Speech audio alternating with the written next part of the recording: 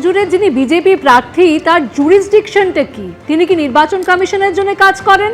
তিনি কি ইন্টেলিজেন্সের জন্য কাজ করেন? তিনি কি হোম মিনিস্ট্রির জন্য কাজ করেন?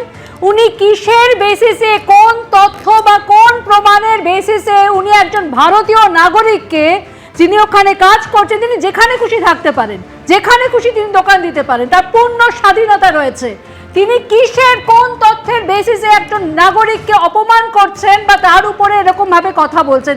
ওনার জুরিসডিকশন কি? ওনার অধিকার কি? উনি একজন বিজেপি রাজনৈতিক দলের প্রার্থী। উনি যদি, এটা গুন্ডামি ছাড়া কি? এটা অপসংস্কৃতি ছাড়া কি?